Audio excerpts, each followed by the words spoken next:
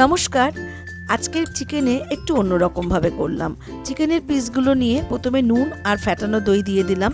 একে একে প্রথাগত সবকটা মশলা একসঙ্গে দিয়ে দিলাম এবং এটা হচ্ছে গার্লিক পাউডার, একটু দিয়ে দিলাম, গোলমরিচ গুঁড়ো দিয়ে দিলাম, কাঁচা লঙ্কা আমি দিয়ে দিলাম দুটো টুকরো করে, আর লেবুর এই অংশটা, সবুজ অংশটা আমি গ্রেট করে ভালো করে দিয়ে ম্যারিনেট করে 1 ঘন্টা আমি চিকেনটাকে রেখে দেব।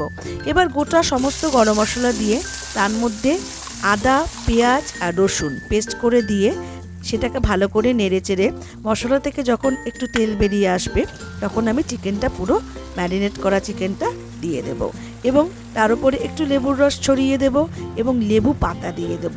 এই লেবু পাতার যে একটা অদ্ভুত স্বাদ, অদ্ভুত গন্ধ, এটাই আপনার চিকেনটাকে একদম আলাদা রকম করে দেবে।